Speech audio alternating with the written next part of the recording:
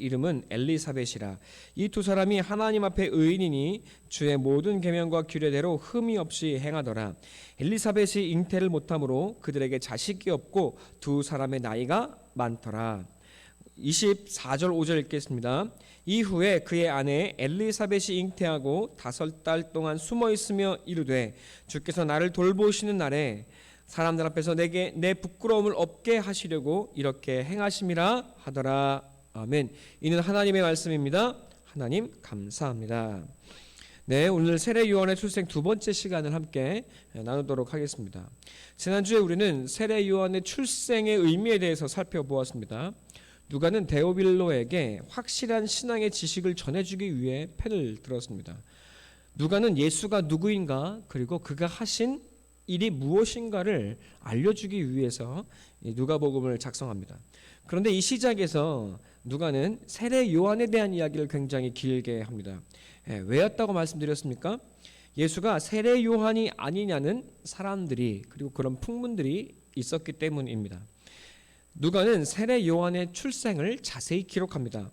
그리고 세례 요한은 메시아가 아니라 예수의 오심을 예비하는 자라는 사실을 분명하게 알려주고 있는 것입니다. 우리 세례 요한의 그 출생의 의미에 대해서 또 잠시 나누기 전에 오늘 그 세례 요한의 부모인 사가랴와 엘리사벳에 대하여 함께 말씀을 나누도록 하겠습니다. 세례 요한의 부모는 모두 레위인입니다. 그것도 제사장의 가문입니다. 게다가 이 두 사람은 하나님 앞에 의인입니다. 계명과 규례대로 흠 없이 행했다고 말합니다. 그러나 한이 없는 인생이 없습니다. 두 사람에게는 늦게까지 아이가 없었습니다. 이제 이 부부는 나이가 많습니다. 성경은 누가는 자연적으로는 이제 임신이 어려운 상황이었음을 넌지시 알려줍니다. 하나님은 천사를 통해 이 부부에게 어느 날 아이를 주시겠다고 말씀하십니다. 이제 나이가 들어 사가랴는 더 이상 아이를 원하는 마음도 없는 것 같습니다. 사가랴의 반응은 이것입니다. 내가 과연 그런지 어떻게 알겠습니까? 내가 늙고 아내도 나이가 많습니다. 그의 반응은 아브라함과 사라의 반응을 닮았습니다.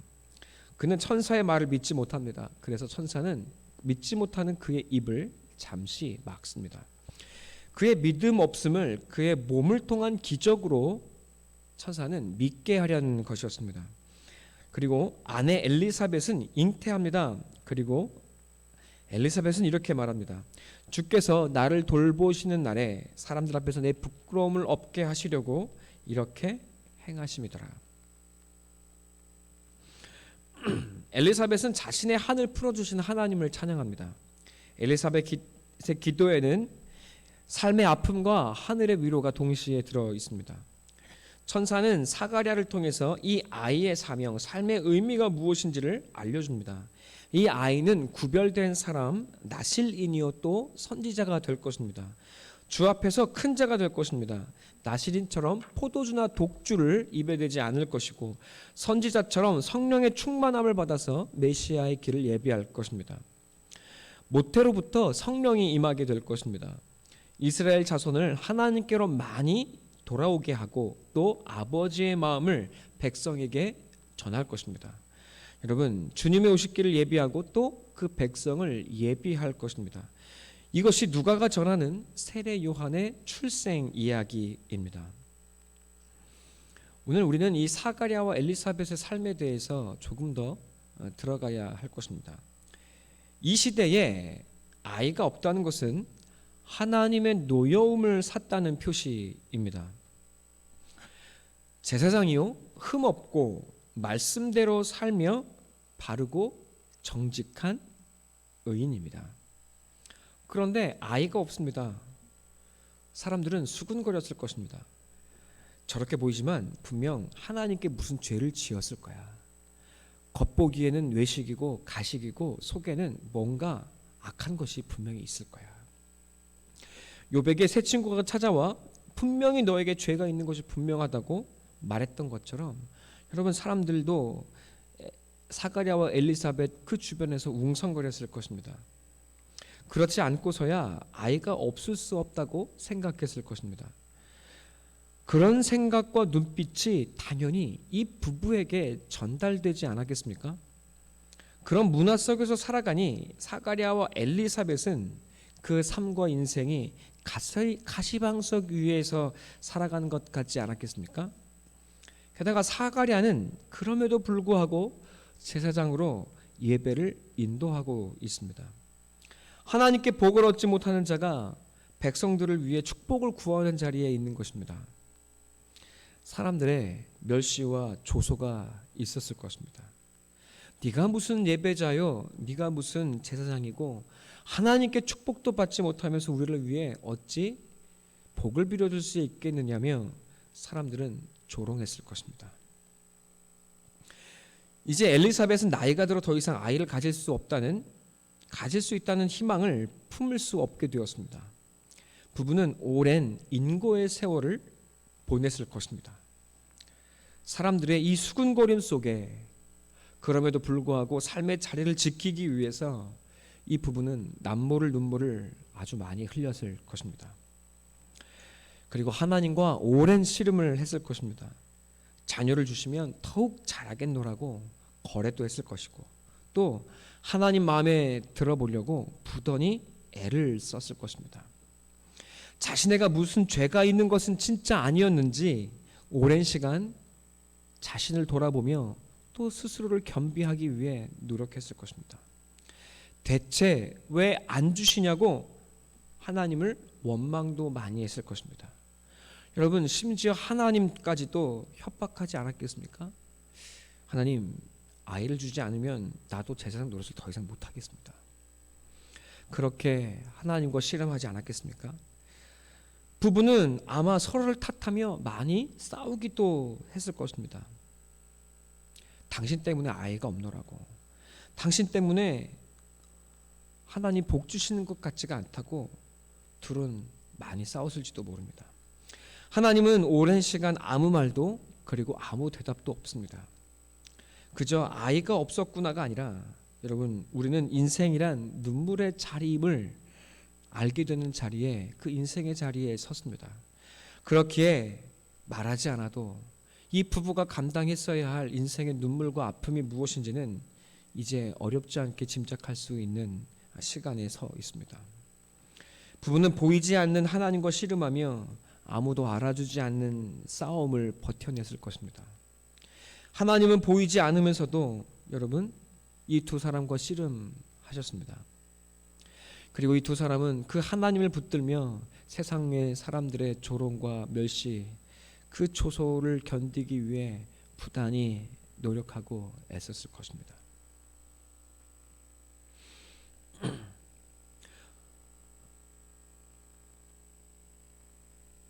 하나님은 보이지 않습니다.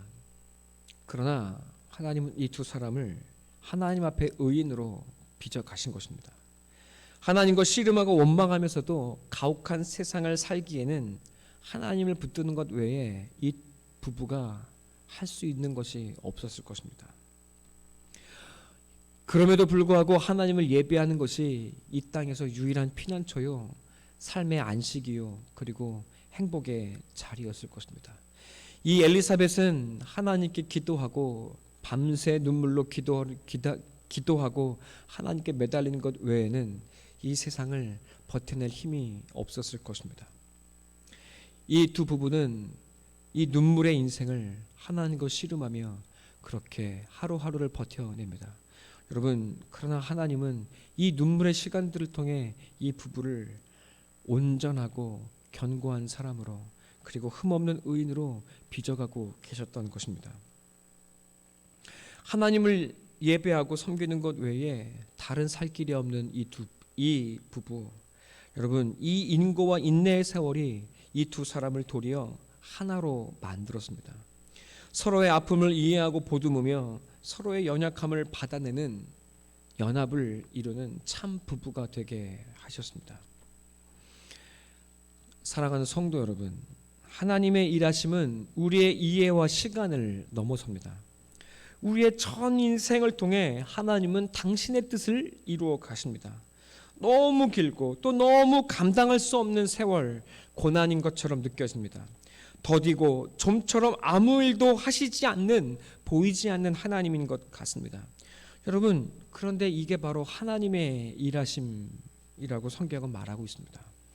사가랴와 엘리사벳은 아브라함과 사라를 닮았습니다. 99세가 되어서야 하나님은 이들에게 아들을 주시겠다고 고지하셨습니다. 왜 이제 와서야? 이제 나에겐 아무런 가능성과 욕망도 남지 않은 껍질만 남은 때 왜 나를 찾아오셨습니까? 여러분, 이것이 우리의 항변입니다. 그런데 하나님은 그래야 은혜가 은혜된다 하십니다. 내 가능성이 사라지고 하나님만 남는 자리까지 우리를 인도한다 말씀하십니다. 그리고 우리에게 말씀하십니다. 하나님께 늦은 때가 없다고 말입니다. 여호수아와 갈렙은 할아버지가 다 되어서 가나안에 들어갔습니다. 그러나 갈렙은 그 나이에도 이 땅을 내게 달라고 외치는 믿음의 사람이었습니다. 모세는 나이가 80이 되어서 이제 나는 아무런 말도 할 수가 없다고 고백하는 그 자리에서 하나님은 찾아오시고 만나시고 또 하나님께 쓰임을 받는 사람이 됩니다. 오랜 기다림, 오랜 인고의 세월이 드디어 우리를 하나님의 사람으로 만들어냅니다. 하나님을 붙들어야 사는 고난의 세월 속에 하나님은 우리의 인격을 단련하십니다. 아니, 재련하십니다. 부부는 축복으로 하나가 되지 않습니다. 고난과 눈물의 삶을 통해 서로를 긍휼히 여기며 하나가 됩니다. 나를 내어주며 헤아릴 수 없는 아픔을 보듬어주는 사랑을 이 고난의 눈물의 삶을 통해 배우기 시작합니다. 사람을 사람답게 만드시는 일은 오직 하나님만이 하실 수 있는 하나님의 몫입니다. 우리의 모든 삶을 통해 하나님이 이루어 가셔야 할 하나님의 일입니다. 그러니 우리는 제풀에 성내고 제풀에 꺾이고 제풀에 낙담합니다. 하나님을 움직이려 하지 않고 하나님을 믿음으로 기다리는 일, 이 일이야말로 우리의 본성과는 너무도 반대되는 다른 길입니다. 여러분, 그러나 우리는 이 길을 통해 하나님을 배워가고 있습니다. 우리의 삶이란 값을 지불하고 우리는 하나님을 얻고 있는 것입니다. 여러분, 그래서 이 신앙의 길은 쉽지 않은 길입니다. 그러나 그렇기에 내가 뜻하지 않고 내가 만들어낸 것이 아니기에 여러분, 하나님의 하실 일이기에 여러분, 우리는 드디어 나를 넘어서는 참 소망을 품게 되고 또 내가 만들어낼 수 없는 하나님의 위대한 일들을 꿈꾸고 또 바라게 되는 것입니다. 여러분, 언제나 하나님을 기다리는 것이 어렵습니다. 하나님을 믿는 것이 사실은 너무나 어려운 일입니다. 그래서 우리는 아내와 남편을 그리고 환경과 상황을 탓할 때가 많습니다. 그리고 믿음과 실력이 부족한 것이 아닌가, 내가 열심히 부족한 것이 아닌지 우리는 스스로를 자책할 때가 참 많습니다. 여러분, 오늘 사가랴와 엘리사벳은 우리를 위로하는 하나님의 증거입니다. 이 모든 세월을 넘어서 엘리사벳은 신실하게 하나님을 기다렸습니다.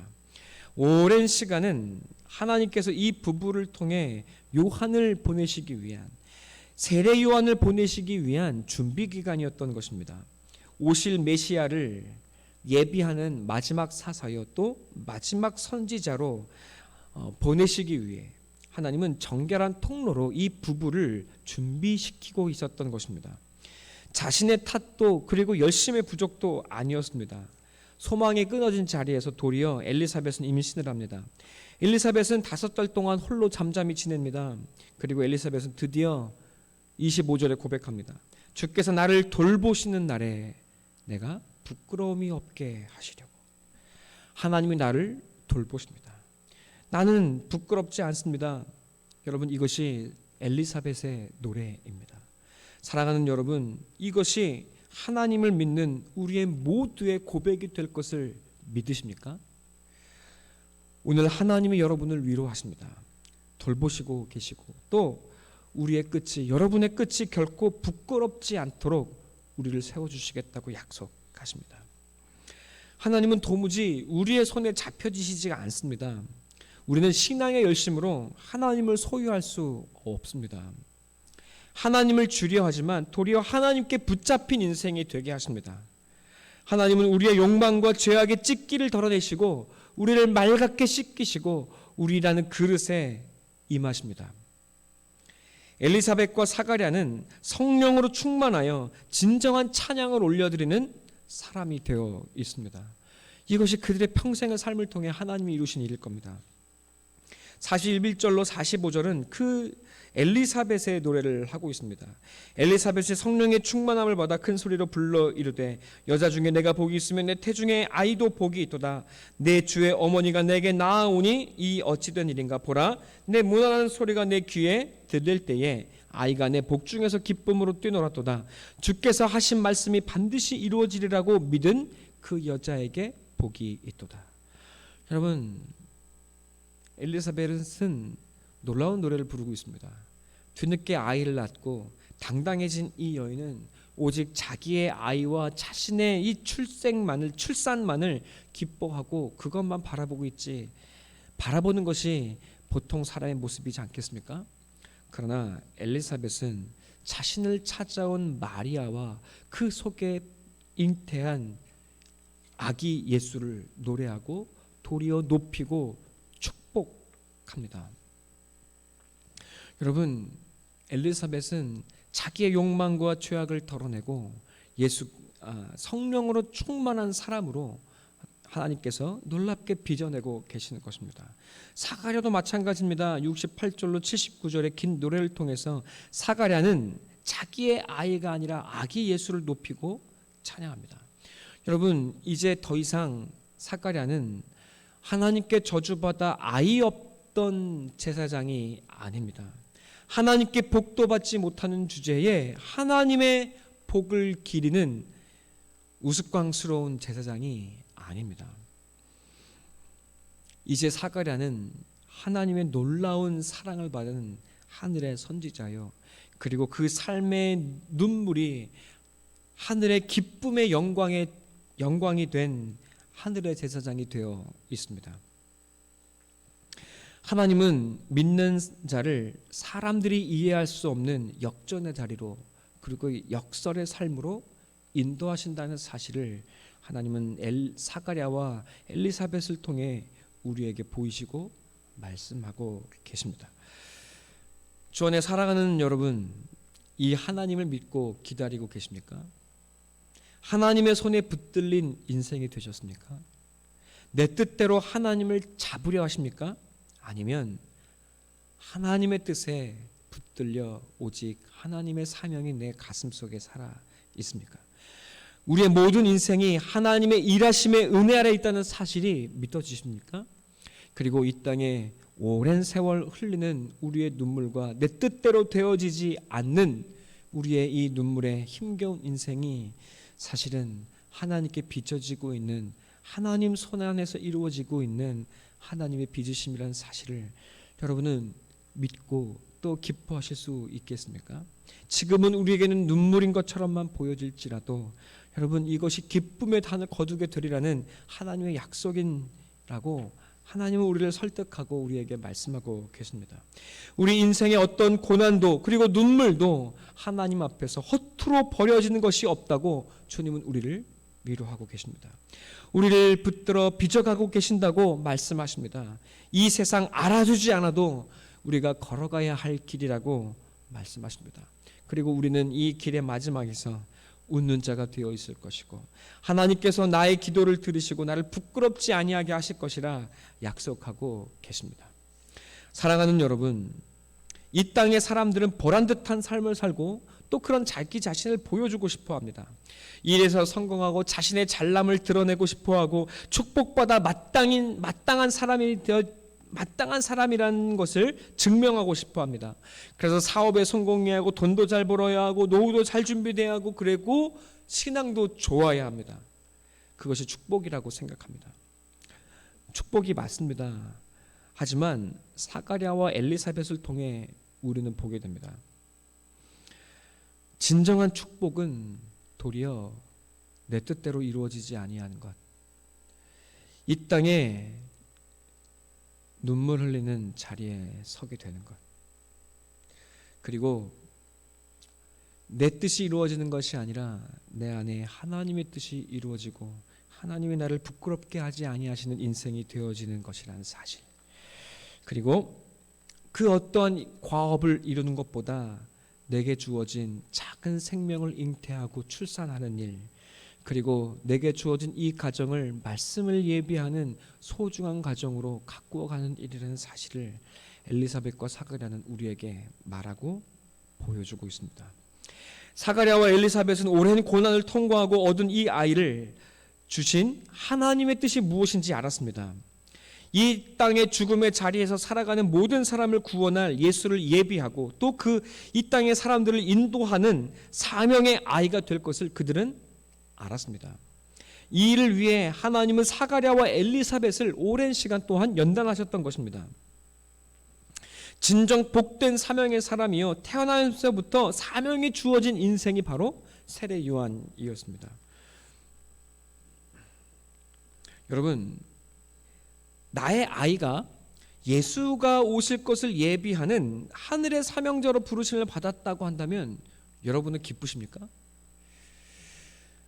내 아이가 이 세상에서 잘 나가고 편하고 복된 삶을 살기를 바라는데, 아이고 내 아이가 예수를 예비하는 삶을 살다가 고생하고 힘겹고 눈물 흘리는 힘든 삶을 사는 거 아니야?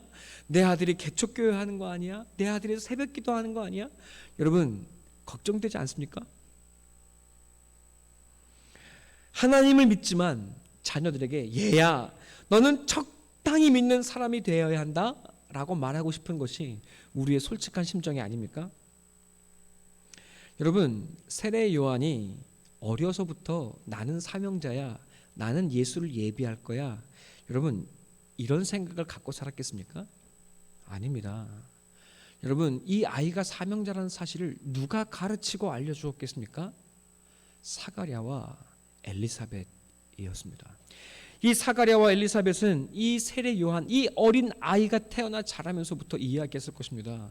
얘야, 너는 하나님께서 나에게 선물로 주신 하늘의 복이야. 하나님께서 너를 향한 특별한 뜻이 있어. 그것은 너가 너의 인생의 주인공으로 사는 것이 아니라 너의 인생의 참 주인이 되실 예수 그리스도를 맞이하고 예비하고 이 땅에 수많은 죽어가는 사람들을 그에게 인도할 길을 열어가는 사람이 될 거야. 여러분, 그 길은 쉽지 않지만 그 길은 너에게 축복이고 세상을 복되게 하는 하나님의 영광의 길이 될 거야 라고 이 부모가 가르쳤을 것입니다. 여러분, 이것이 쉬운 일입니까? 이것이 사람의 욕심으로 사람의 생각으로 되어질 일입니까? 아닙니다. 여러분, 만약에 제 아이가 목사를 하겠다고 하면 저는 도시락을 싸갖고 다니며 말릴지도 모릅니다. 그러나 사가랴와 엘리사벳은 그렇지 않습니다. 오랜 세월 사가랴와 엘리사벳은 이 땅에 진정한 축복이 무엇인지를 배우고 알았습니다. 하나님을 아는 것, 그리고 하나님의 구원을 얻고 내게 주실 그 구원자를 예비하는 삶, 이 땅의 수많은 사람들을 하늘로 인도하는 삶이야말로 진정한 하늘의 축복의 가정이요, 그리고 사람이 되어진다는 사실을, 여러분, 오직 하나님의 은혜만이 우리를 사람답게 하고 우리를 복되게 한다는 사실을 사가랴와 엘리사벳은 그 눈물에 지난한 삶을 통해, 자기의 욕망을 덜어내는 삶을 통해 배우고 깨달았던 것입니다. 여러분, 그래서 그 이 두 사람, 이 두 부부 안에는 오직 하나님의 은혜 외에 남은 것이 없습니다. 여러분, 자기의 아이도 하나님께 아름답게 올려드리는 부부가 되어 있습니다. 여러분, 이상한 부모가 아닙니다. 종교에 미친 부모가 아닙니다. 여러분, 그렇게 되려고도 노력할 필요도 없고, 그리고 그런 사람이 되려고 노력할 수도 없습니다. 하나님께서 빚어가시고 하나님께서 만들어내시고 하나님께서 복되게 하신 하나님의 가정이 하나님의 작품이 되어 있는 것입니다. 사랑하는 여러분, 오랜 세월 다듬은 인생이 아니라면 이 일이 어찌 가능할 수 있겠습니까? 오직 하나님의 은혜를 알며 그 뜻과 사랑으로 충만한 인생이 되어 있습니다. 고난을 통해 하늘의 영광을 드러내고 주님을 예비하는 가정이 되어 있습니다. 말할 수 없는 고통과 눈물을 통해 하나님이 이 가정을 만드시고 예비하셨습니다. 주 안에 사랑하는 성도 여러분, 이 땅에 눈물과 아픔이 없는 성도의 삶이 있습니까? 그러나 여러분, 우리는 기억해야 합니다. 눈물로 영광을 빚고 계신 하나님이 여러분과 함께 하심을 꼭 기억하시기 바랍니다. 여러분, 세상에서 잘 나가고 세상에서 복을 얻고 세상에 물질이 충만한 것이 여러분 하늘의 복이 아닐 수 있습니다. 이 세상의 것이 충만하면 도리어 가정이 깨어지고 분열되고 부부는 하나가 될 수가 없습니다. 그러나 하나님은 우리와 함께 하시며 우리의 눈물을 통해 부부가 하나 되게 하시고, 그리고 오직 하나님을 붙들어 하나님 안에 단련된 인격으로 우리를 자라고 빚어 가십니다. 사랑하는 성도 여러분, 하나님이 여러분과 함께 하십니다. 하나님께서 여러분의 삶의 현장에서 그 자리에서 남모르게 흘리는 그 눈물을 알고 기억하고 계십니다. 때가 이르면 하나님의 말씀과 약속이 다 이루어진 것을 여러분은 보게 될 것입니다. 엘리사벳의 노래처럼 하나님이 여러분을 나를 돌보시고 나에게 어떤 부끄러움도 남기지 아니하셨다고 고백하는 그날이 여러분에게 이르게 될 것입니다. 여러분, 이 시간 함께 기도하겠습니다.